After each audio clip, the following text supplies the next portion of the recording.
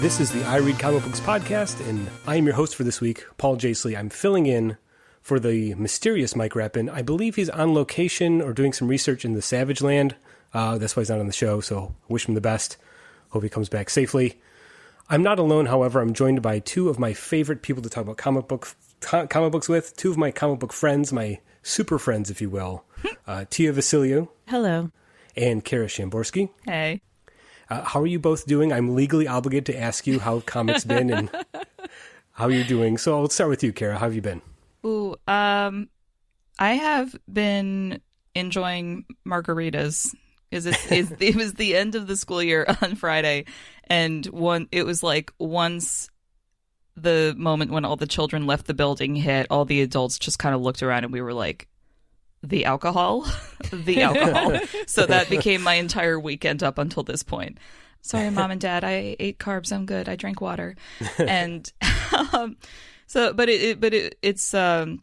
was an interesting experience because I found out over the last few days, between having inebriated conversations with people and leaving out like extra trades in the lounge for people to take if they want, that so many of my colleagues love comics, but like I read them 10 years ago. I like the idea of them. I know a lot about them through this show. I used to be super into manga, and it's just like they're coming out of the woodwork. It's like once they know that someone is an out and proud nerd, they're like, "Oh, let me tell you my dark secrets." I'm like, dude, I'm gonna give you a Batman comic. Like, if you like The Thing, why don't you read The Thing? I got in an argument with someone about Robert Pattinson as Batman because they were saying it was a bad idea, and I'm like, no, you're objectively wrong. That person is objectively wrong and like should not be allowed to have opinions about Batman. That's the test. That's a litmus test. If you can't accept Robert Pattinson as Batman, then all of your Batman opinions are invalid. The end. I like it. I like it too. I agree with that. Feel free to send hate mail to ircbpodcast@destroythescience.org. Yeah, so that's my current status. Yes, thank you. Mm-hmm. Well, good. Have you read anything recently you want to enlighten us about? Oh yes, maybe like a month or two ago, Mike had me on I think it was like a book versus book where he was like, you're going to read Fence Volume 1. And I was like, okay. And I loved it.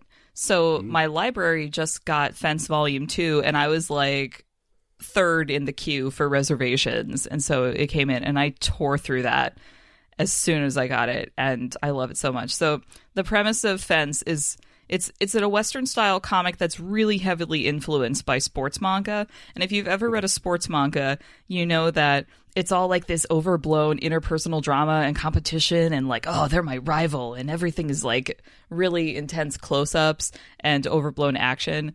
So this is a story about fencing through the lens of this like scruffy outsider kid who's like secretly the bastard child of an Olympian fencer who's never acknowledged him.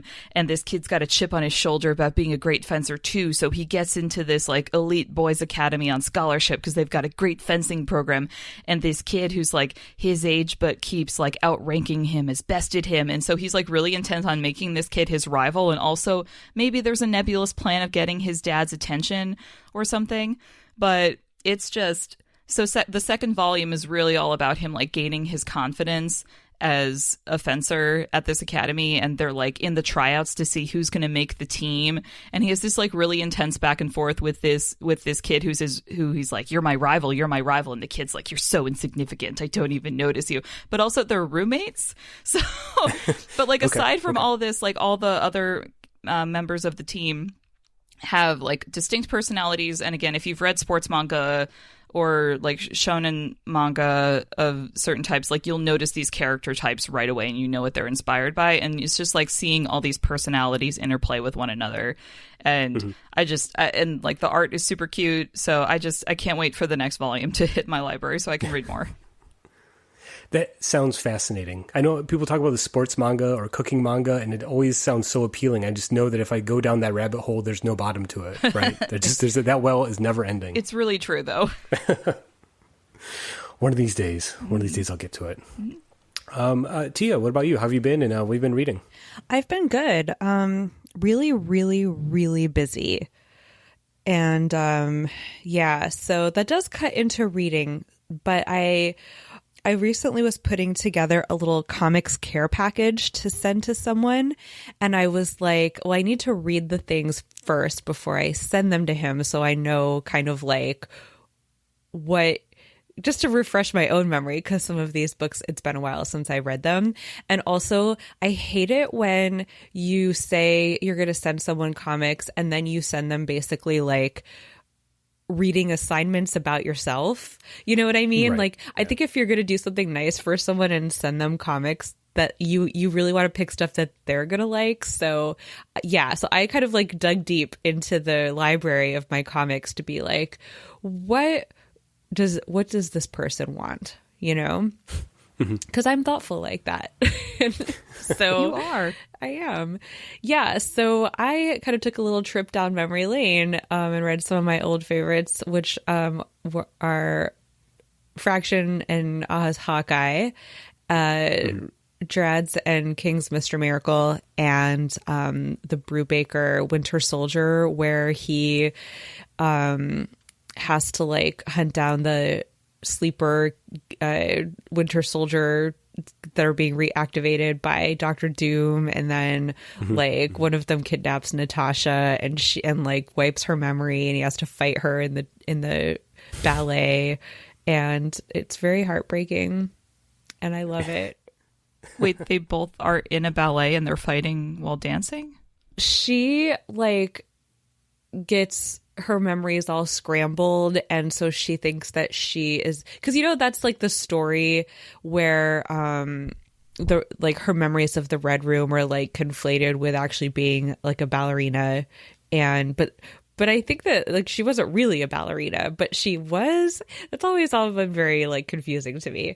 But anyway, in this run of the Winter Soldier, where her memories get all scrambled, she actually like goes and joins a ballet. So she's like doing a ballet performance, and everyone's like so excited that they have this ballerina, this legendary ballerina on their stage. And then Bucky shows up to like ostensibly rescue her, but in her mind he's the enemy, so they have a fight, and she's wearing a tutu and she's kicking his ass, and it's amazing. It's like my favorite scene in most comics. Like it's up there in my top 5. And he's like, oh god, she really holds back when we spar. Oh. Yes, Natasha kicking Bucky's ass while wearing a tutu is amazing. It does sound amazing. I want to read that. Well, I sent it to my friend in LA, but text me the title. I'll get it from the library. Okay. I'm a resourceful adult. I can figure it out. Yeah. And then the Mr. Miracle is nominated for all of the Eisners, and I feel like that's a good book to give someone who's like, I actually don't know anything about comics, because you don't like, I don't read any DC comics, and I was able to just jump right into that one without really knowing anything about the New Gods or anything about DC characters, even though those are like, you know, established DC properties. I think that Tom King and Mitch Gerads did a really good job making it accessible. You could just pick it up and read it. You don't have to necessarily know anything about it, except like if you have a basic concept of how comic book superheroes work, then you'll be fine, you know? I don't know. That's one of those books where it's like, I know I'll read it eventually because I really do like the New Gods, but I just haven't done that yet. I can't believe you have not read this, Kara. I've been watching a lot of television. I know, but it's like, I know how much you love Barda, and she is everything. Okay, then like the thesis of this book is like Barda is everything. Okay, as soon as we're done recording today, I'm gonna check my library catalog and see if they have this. I mean, it's so, it's a love story is what it is, you know? Mm. Yeah. It's her relationship with Scott Free is so, there's moments in this book where they have these interactions and you're just like, this could only have been written by someone who like understands the difference between objectifying someone that you're in love with and genuinely like having a life with someone that you're in love with. Oh, I think that's a nuance that isn't often discussed, but now that you've described it, I'm like, yes. Right? Yeah. I mean, and the parts of the book where there's like the war between the new gods and the and like apocalypse and all of that. I mean, there's definitely ridiculous comic book stuff in there, but then the way that Scott and Barta navigate it is just so real and relatable and gives you all the feelings. Well, on that mushy note, Paul, how are you? How have the comics been for you, Paul? Well, as I discussed on the last episode, I am embarrassingly behind on my sort of monthly comics. I just have stacks of comics piling up all over my house. The problem is I have a table in the dining room where I have all my comics like to sit and read. I'm also doing a puzzle on that same table. So when I sit down to read comics, I just get distracted by doing this puzzle that's all DC characters. So it's like I have to pick and choose my relaxation activity. Should I do a puzzle or should I read comics? So it's a tough choice. That said, I did spend some time this weekend reading some books, catching up on some series. I read the last 2 issues of Paper Girls, issues 28 and 29. I guess I should say the penultimate issues of Paper Girls, since issue 30 will be the last issue. And this, of course, Brian K. Yeah. Oh, okay. Number 30. And here's the thing. I feel like I finally figured out what it's about. Like, I think I finally understand the book now, this far into it. I've loved this series from the beginning. I think Brian K. Vaughan and Cliff Chiang and especially Matt Wilson on colors, the whole team there, it just feels like such a unique book visually and in terms of storytelling. I truly don't know what's going to happen issue to issue. And yet there's something to it that keeps me going. Like I joke about finally making sense, but it is confusing the way they use time travel, but there's emotional beats in the story that really work for me. And like issue 29 ends in such a way, I got really emotional and I'm like, I have a connection to these characters I didn't realize because I was so focused on understanding the mechanics of the narrative of how time travel works in this world. But so when I reached the end of issue 29, I thought I'm going to be a mess at the end of issue 30 if it ends the way I think it's going to. Hopefully they can surprise me again and do something different. But it was just a really nice reminder of just how good that book is. Also, issue 28 does something really interesting with the letters column, which is something I usually skip, since if you've read Paper Girls in floppies, you know that the letters column is sort of like made up. Like it's not actual letters, it's kind of like, I would treat it as kind of like a meta commentary or a joke, so I don't read it. But something happened in issue 28 where they use the letter columns to advance the narrative in a way. I'm like, do I have to go back and reread this whole series with the letter columns now? Like maybe that's my problem, was I was skipping that and that would have explained everything, but I don't know. I feel like that is a book I will have to go back and reread at some point once it's all said and done. So, I also read the last few issues of Criminal, including Criminal number 5. That's Brubaker and Phillips, of course.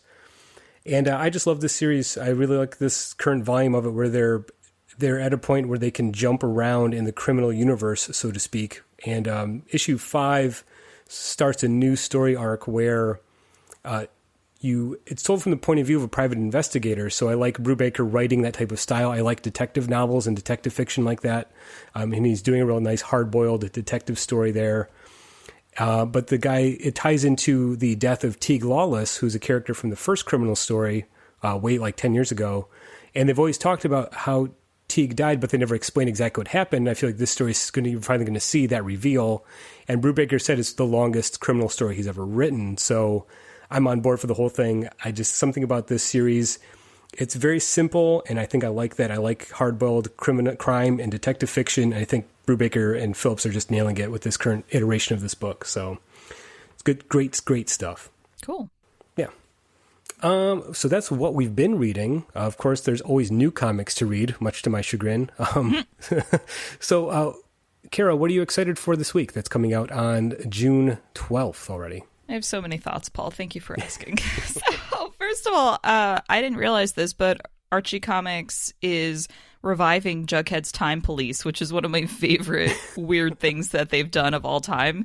So like just seeing that title, I was like, I don't even need to read further. I already know I'm reading this. So the concept of Jughead's Time Police, as it has existed prior to this new series, is it's like 1,000 years from now, and Jughead is there, and he's a time cop who works with this girl named January McAndrews, who's like Archie's like great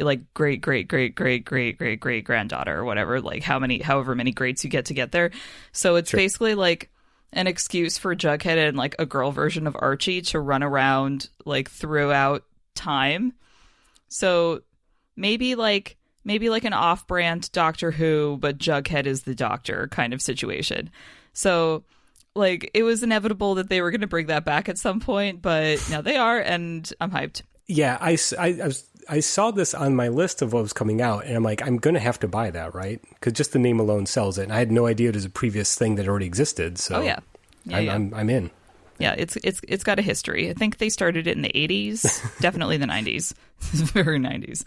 Then I saw a title that like leapt out at me on the list of things that were coming out this week because I got mad at it. And so it's actually a book, but it's on the like comics. I guess it's in previews, and it's C-3PO does not like sand. And I guess it's a children's book about like C-3PO going through Tatooine and like complaining about sand. But I'm like, okay, if you're even a passing Star Wars fan and you spend any time on the internet whatsoever, you're aware that it's Anakin who doesn't like sand. Okay, but who made 3PO? Oh my God. I did not. My mind's blown right now. I did not make that connection. Of course C-3PO doesn't like sand. Also, like, you know, it gets in your gears, or like, I mean, who could blame him? But no, that makes perfect sense to me. Oh my God.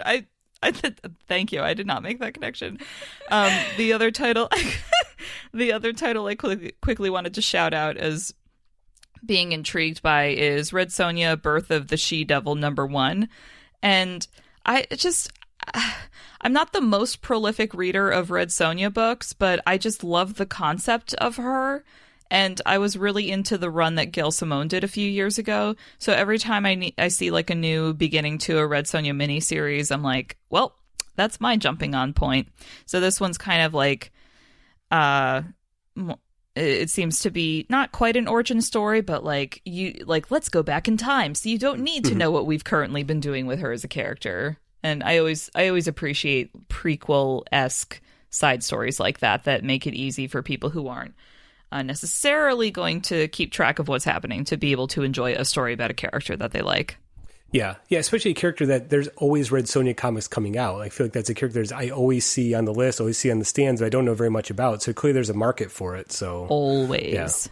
Interesting. Basically, she's like the girl answer to Conan the Barbarian. Right. I have her original Marvel run somewhere tucked away in my parents' house that I still haven't read. So maybe I'll do that when I go visit them this summer. Yeah, one of these days I'll, again, add it to the ever-growing list of things I'll get to eventually. So, yeah. Someday we'll read all the comics we want to read. All the comics. Tia, what about you? What are you excited for this week? Well, as my what I read this week section may suggest, I'm just like not really doing a good job with like monthly ongoing single issues lately. So things coming out in trade paperback, I'm like, yes, because I don't know. I just want to sit down and binge on stuff when I have time to read. My brain, like everything else in my life, is too all over the place, and it makes me want to just like focus when I read comics. I guess I don't want to have to like jump around on all these monthly issues. So ages ago, I read the first issue of Maxwell's Demons, which is a beautiful Vault Comics book, and the trade paperback's finally coming out, and I'm like, okay, cool. Now I can catch up on that. And I think the last time I was on this show, I said what am I excited for book was Middle West trade paperback. So apparently I'm all about like vaguely traumatic dad issue, like child adventurer stories that are kind of like sci-fi-ish. That's what I'm all about right now. I mean, that's a niche taste, but yeah. Is there something you're not telling us? Yeah. Not telling us something about your childhood, Tia? Are you secretly like from another planet or Probably. Is this like a reverse Peter Quill situation? Like aliens dropped you here when you were a kid? That would explain so much. Well, yeah. And also thanks for reminding me about Maxwell's Demons, because I also read the first issue a while back. It's one of those things, again, I'd always like, I'll be sure to catch up on that. So now I know the trade's coming out. So there's no excuses anymore. So, yeah. Yeah. Also, last weekend, I went through my storage unit and like realized how many boxes of single issues I have, and it just was like a lot. It was so much.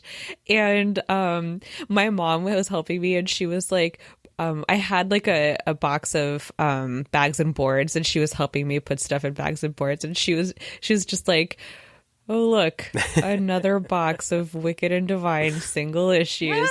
Literally, how many of these do you have? So it made me realize that trade paperbacks are like that's my new thing now. Trade paperbacks. No more single issues. Wicked is ending. My long nightmare of single issues can finally come to an end. Interesting. I don't know if I'll ever reach that point. I keep telling myself the same thing, but nope, still getting long boxes full of shit in my room. So we'll see. As for me, I was looking at my list of stuff coming out. It was very short, and I know Mike already chastised me for continuing to pick Immortal Hulk, so I'm not picking Immortal Hulk number 19. I'm not excited about that book coming out, even though it's my favorite comic. Instead, I'm going to pick Glow number 2 from IDW. This is by Teenie Howard, art by Hannah Templer, and colors by Rebecca Nalty. I feel like the first issue of this came out a long time ago, so I was kind of surprised this is just issue 2 coming out. But this is, of course, the adaptation of the hit Netflix television show based on the 80s television show Gorgeous Ladies of Wrestling. And I really liked the first issue of this. I feel like Teenie Howard, who is, of course, a noted fan of professional wrestling, clearly loves that show and the world of the show and the characters in it, because in that first issue, she really captures the tone of the show, although making it a little bit more sort of Saturday morning cartoony in an interesting way. But really nailing the voices of the characters. And I think Hannah Templer's artwork does a nice job of looking like the characters without being too sort of photorealistic. Again, it vibes with me like an 80s cartoon version of the show, which is interesting because the thing that got me into watching professional wrestling as a very young Hulkamaniac was Hulk Hogan's Rock and Wrestling cartoon that was on when I was a very young boy.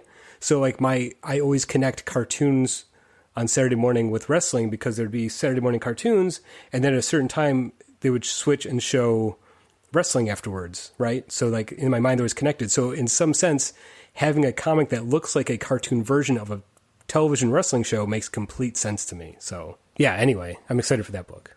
So yeah, that's what we have coming out this week. And then we're going to take a quick break and come back for our topic. And this week, we're talking about the death of the author, or how, or if we should, separate a work of art from its creator.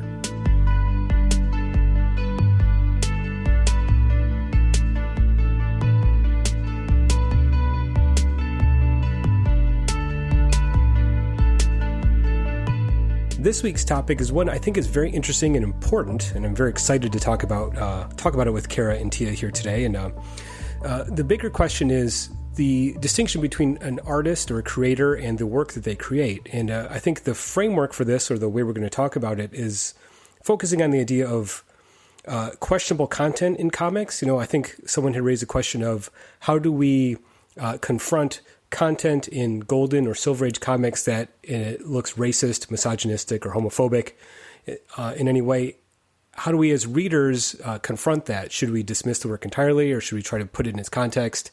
And of course, the larger question is comics or art in general. How can we mitigate that difference between the artist's intent and our enjoyment of the art? So I'm going to leave it at that and maybe open up the floor to maybe your initial thoughts on that topic. Well, take it away, Tia. I think that there's a lot of things that people need to keep in mind when they are asking themselves these questions. And the most important one is that, it's perfectly valid to critique things very harshly that you also acknowledge you enjoy on some other level. Like, you're allowed to have those things happen simultaneously. And just because you are critiquing something doesn't necessarily mean that you are criticizing people who like it. I mean, it could mean that, but you're allowed to have both of those things be true at the same time. Yeah, yeah. An important thing to remember. Just putting that out there up top.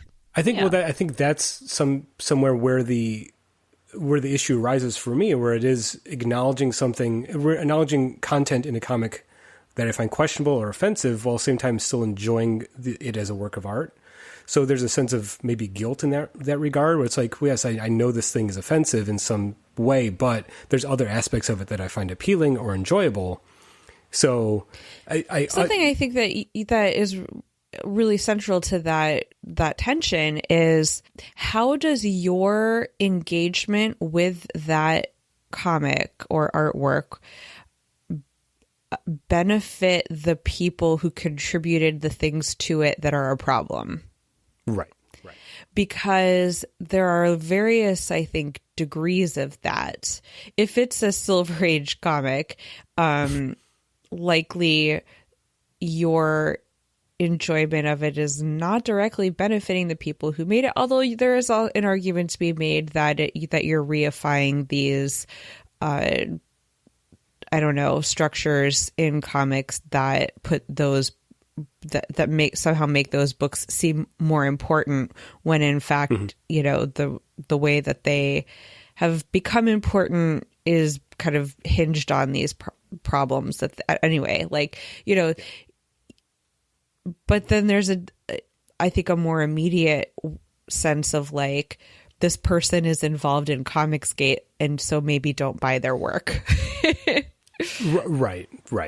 Well, so I think there's two things there. So maybe I want to stick with the Silver Age discussion for now, and then we can kind of talk about the other one shortly. But, talking about content like racist content in Silver Age comics, the first example I think of is in Green Lantern comics. Hal Jordan had an assistant that was not affectionately, called Pie Face, because he was Inuit, Native American.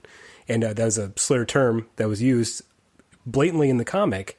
Or you look at Will Eisner's The Spirit, which had a character named Ebony White, who is a baldly racist caricature in the comic, right? And I think it's tempting to kind of say those comics are products of their time, where that was more socially acceptable. But that sort of way of explaining it, that explains it in a way that dismisses the inherent racism of those examples. That makes sense? Yeah. So I think for me, in order to mitigate that, I kind of think of those things. It's important to recognize, as much as I might enjoy reading those comics, I recognize the content that is racist and say, instead of dismissing it as of its time, using that as an example and saying, well, this comic as a cultural or historical document is an example of how systemic racism manifested itself in popular culture, right?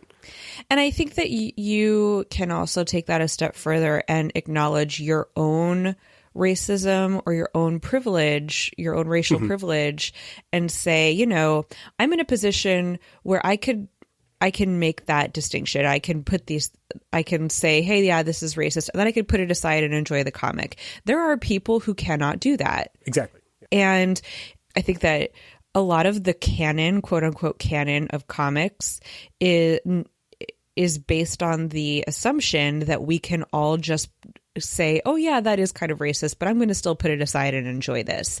And it doesn't really acknowledge the fact that there are people who cannot do that, who should not have to do that. And in fact should invalidate the idea that these are must-read canonical comic books, but in fact there are multiple different canons of comics that are equally as important and valid, and we should be doing our best to engage with all of them equally if we are going to claim any sort of like status as a comics person. Mm-hmm. Exactly. Yes. And Tia, I want to thank you personally because I know we've had this discussion in the past, and my idea of there being a comic book canon has changed and evolved over the years. And I think it's because of your thoughts on this that you've shared on the show. Oh, wonderful. So, yeah. Well, I'm glad that I could be helpful because, like my whole thing is like burn down the canon. But really what that means is just like you should not be expected to acknowledge the primacy of something that devalues you as a human being or that doesn't recognize your humanity. And it's unfair to ask a group of people to take on a whole lot of intellectual and emotional labor to work out these to kind of work around that in order to engage with something when like we're people who have the privilege of putting those issues aside are not willing to do that same work to also like look at other works that are being created outside of those structures. Yeah. That was a lot of academic words. So Tia, correct me if what I'm interpreting is wrong, but basically everything that you just explained is only making me think of Alan Moore's Watchmen, which was it's always on like the top of everyone's like, this is the comic you have to read. And I read it when I was a teenager and like trying really hard to be like a perfect comics fan. Just like obviously no such thing, but when you're younger, you're just like, I want to fit in, I want to know all the things. So I read Watchmen and like I just like it's fine, but so much of that book made me feel so uncomfortable. And like as I got older and heard more people who tended to be like middle-aged white dudes being like, this book is everything and I reread it every year and I always notice something different. Like it is a beautifully structured book, but so much of the content I'm just like, this is gross. And it's like, do you associate it with Alan Moore as a human being? You know what I mean? It's like, does that mean that you hate everything Alan Moore has ever written? It's like, it's very, it's really easy to just kind of be like, well, I hate Alan Moore. No, I think it's more like, I'm like, oh, this is gross. Like I reserve indiscriminate hatred for Grant Morrison's work, but like, yes, good, same.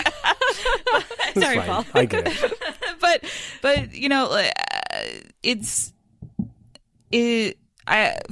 for me being uncomfortable with a creator's work that is more of a recent thing for me, just because being aware of creators is a relatively recent thing for me. Like when I was getting into comic books in high school and college, I was focused on the characters and not like, aside from Gail Simone, like couldn't have picked out a creator from a lineup because that wasn't important to me. And as I got like deeper into comics and started learning about different publishers and realizing that creators work for multiple publishers and realizing that if I liked the way a piece of art looked or the way dialogue was written, that I could follow that creator, then I got more of a sense of awareness. And that's when I started to, I guess, feel a little betrayed if a creator wasn't everything I wanted them to be. And I guess a perfect example of that is Rat Queens, which was like so important to me as a book when I was reading it. And then it's like, well,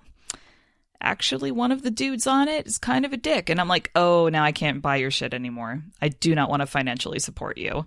And that was, I think, my first real experience with the kind of like, nope, this creator's on my personal blacklist. Yeah, it's really hard because on one hand, I very firmly believe in the death of the author and that like what's in the work is in the work, and like, authorial intent and all of that sort of thing is like kind of peripheral to my engagement with the work and all of that, which you would think would extend to this kind of like, but the creator is personally a shithead or whatever.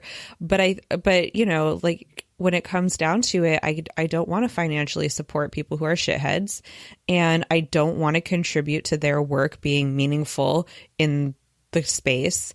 And it's weird because like there's a lot more opportunities to find out that these creators are horrible people because of social media. You know what I mean?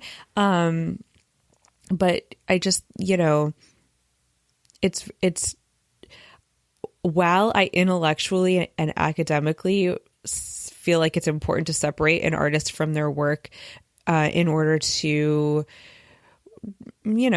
analyze the work and critique it and kind of contextualize it and understand its place in the world. At the same time, just on a personal level, like I am never buying a book that Ethan Van Sciver draws, for example. Right. It's just, yeah. So do you want to take a second maybe to kind of explain that concept of death of the author? Because maybe not a lot of our listeners maybe are familiar with that term. I don't know that term. So, like, if you want to read Roland Barthes, who is a French intellectual in the 20th century, you totally can, and Godspeed.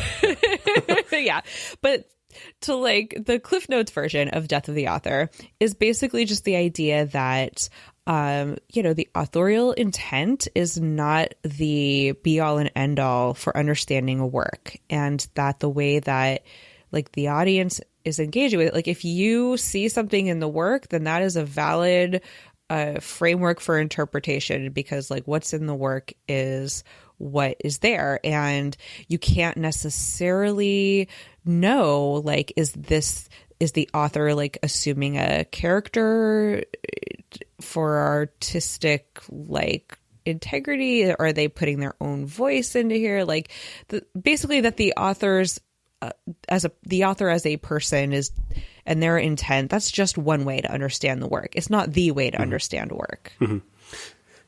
Would you say that's a fair summary? Oh, absolutely. And I think, that term death of the author, so I think the Barthes essay came out in like the mid 60s, like 1964 maybe. And I think since then that's become a popular way for people to understand art, especially when you come to issues like this, where it's how do we separate art from an artist? And, Barthes' suggestion is that the artwork stands separate from the artist, and your engagement with the artwork is as valid as the creation of it. Exactly. Right? Yeah.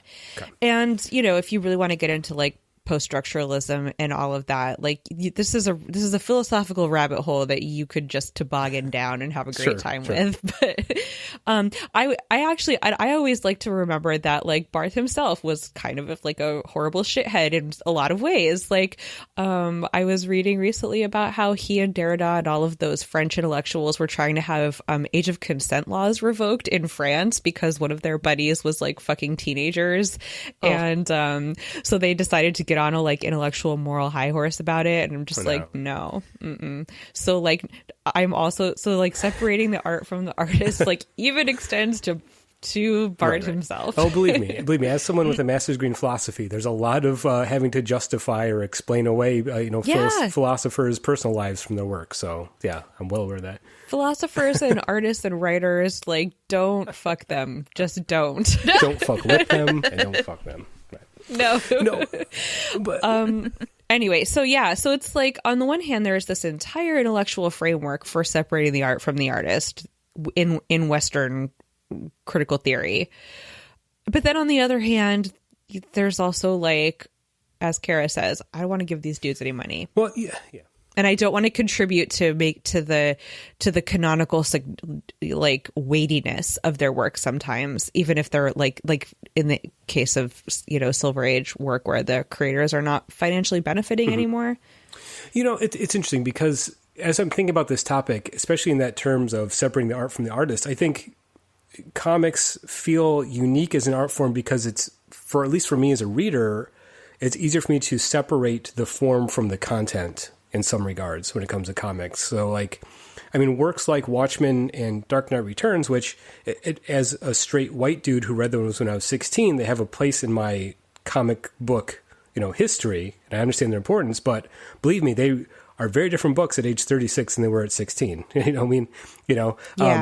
But those books, I think there is a way to separate, at least for some readers, to separate the formal structure of the work visually from the content. Like, I find Frank Miller's reactionary politics very off-putting, but I can't not look at a page of Dark Knight Returns and think this is an influential moment in comic book history where I can see its importance visually in terms of structure while ignoring the content in some way. And I think comics are maybe unique as an art form in that regard. Yeah, as an art historian, I don't know if I could do that. Okay, sure. Yeah, but I think, but again, that is a somewhat privileged way of engaging with comics, maybe, of saying like, oh, look, I can ignore some of Steve Ditko's more problematic, ethical theories while really enjoying his artwork. The question is should I be doing that, I guess?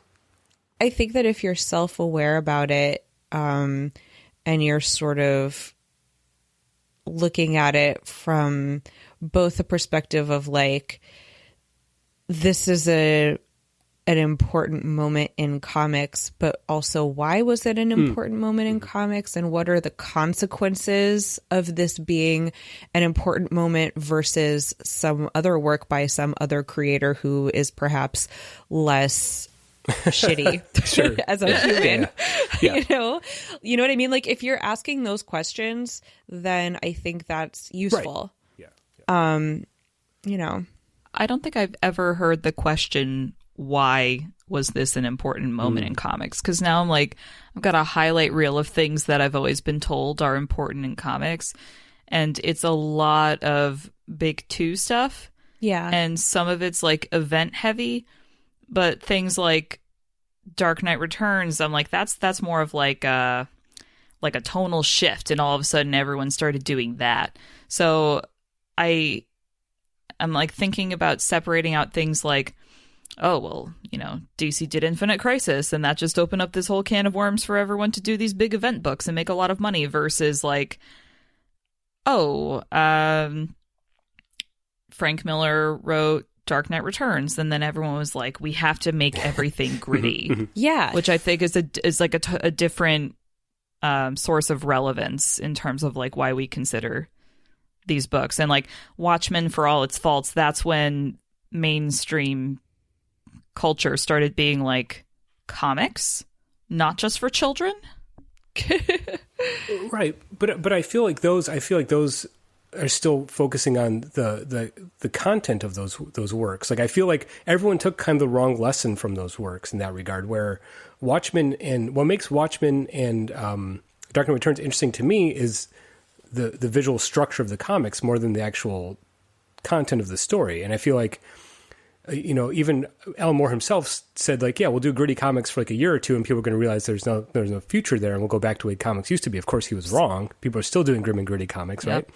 But the idea, for me, I think, is looking at the comics purely as a visual structure and seeing how influential those works were. Like, you don't get King and Garrett's Mr. Miracle without Watchmen. Like, that 9-panel grid became an integral part of comics DNA, like, after that book, And then I mentioned Will Eisner earlier, and I think Will Eisner's Spirit is a book that visually still stands up, and it's incredibly important. But, again, there's racist stuff in there. So I think being able to separate not even just the tone of the story, but just purely the visual aspects of it from the content makes the medicine go down a little smoother. I don't know, makes it easier to swallow for me in some way.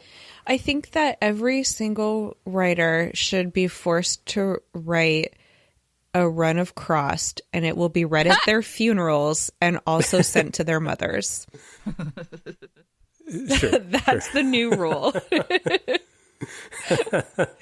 But because we're talking a lot about the content, and I think that the creators, and how do you separate the work from the artist, that gets harder to talk about when you get into the actual, when you approach it more from the like, well, who is the artist perspective? Like, we're talking about it more from like, what's this content? And then we're kind of saying like, well, here's how this kind of was indelibly kind of imprinted onto this creator as like the thing that they do.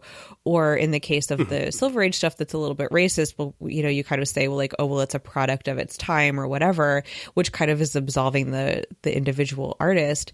But like, you know, there are a lot of contemporary examples where it's actually like, no, the artist is kind of a shithead. So, and also is putting that shit into their work. Like there's a whole Chelsea Kane situation happening right now as we speak.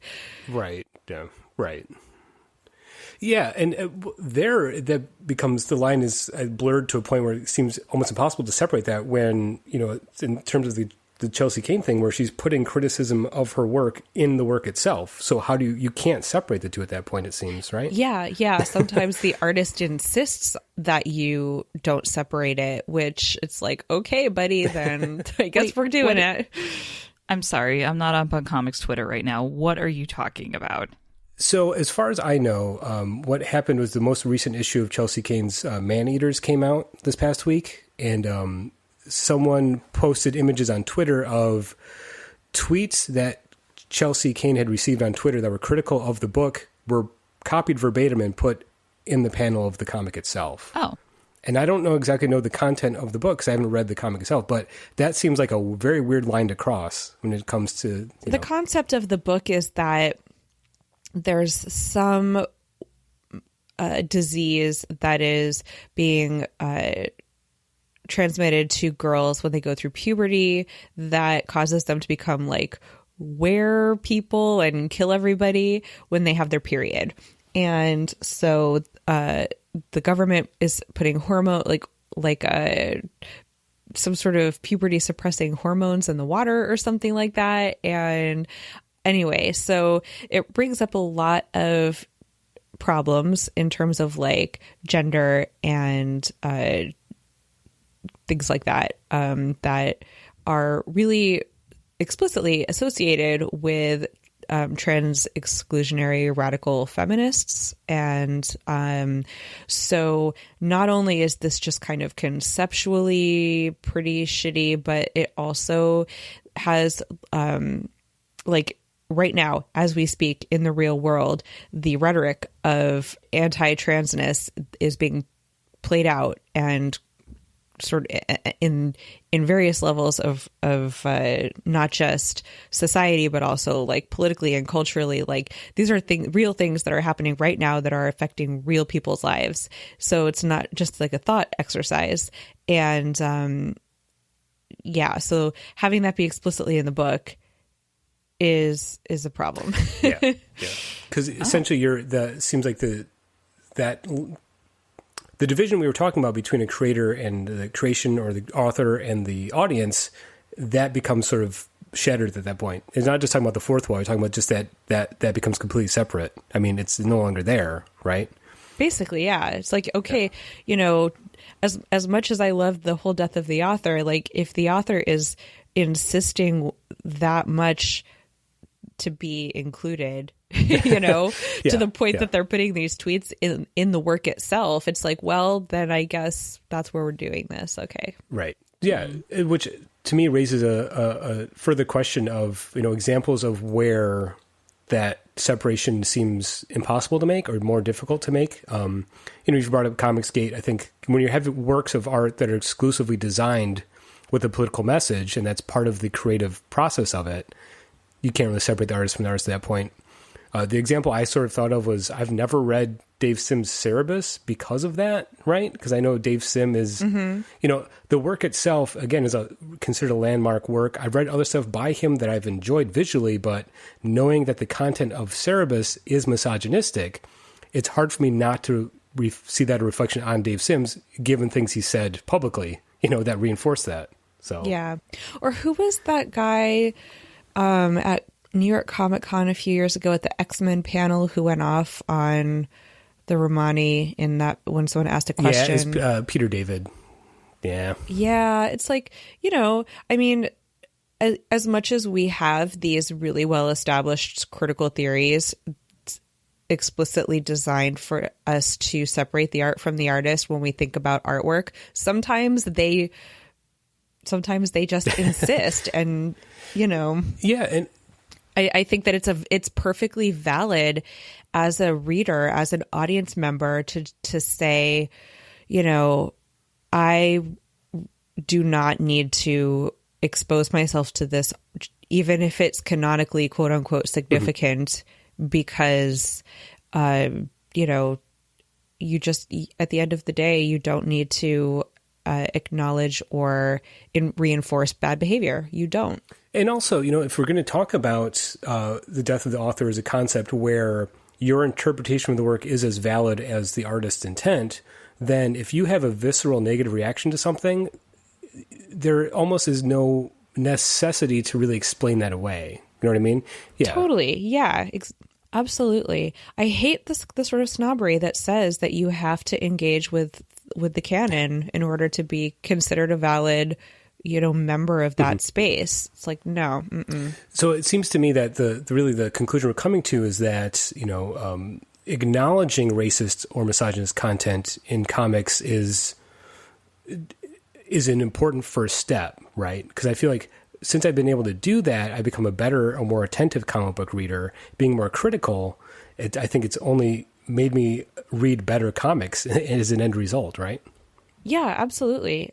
And I think that it also just gives you a little bit more of an open mind when it comes to reading things that maybe don't fall within the lines of mainstream canonical work, but it helps you, like you said, Paul, sort of open your mind a little bit to what canon should be considered important and canonical. Mm-hmm. Yeah. Yeah. And I also think, being able to identify that problematic or troubling content doesn't necessarily negate the work of art if you still find something of value in it. I think obviously there are works of art that maybe that doesn't work for. If something is explicitly racist and that's the intent of it from the author's viewpoint, I think we'd all agree that's a bad work of art, right? But yeah. Well, acknowledging that it's a privileged position to be able to put those things aside, I think is really the key there. Yeah. Yeah. Being able to separate that or, yeah, exactly. But I don't think that enjoying something that has questionable content, I don't feel as guilty about that as I used to. I remember when I first started to go back and reading, I love Stan and Jack's Fantastic Four, but man, Stanley's views on gender roles are pretty problematic. Oh, yeah. Oh, yeah. Man. But there's, but at that point, it's very easy with the division of labor and the separating form and content. It's very easy for me to glaze over those comments and say, oh, look at Jack's art. It's fantastic. There's something nice about being able to do that with comics that I like and say at least I like the art if I don't like the content of the writing. People are complicated. Art is complicated. It's messy. It is. And the best you can do is to just be really honest about what is and isn't okay. And I also think that acknowledging that, some people are going to have a problem with it and they're not going to be able to put it aside. And that doesn't make them less, there's this idea, I think, especially on the internet, that if you cannot be objective, then your opinion is invalid. And I think that that's total bullshit. Oh, yeah. Yeah. I mean, engaging with any type of artwork is inherently subjective. Yeah. So there is no disengaged way of reading comics, right? You can't be a partial or impartial observer of a work of art.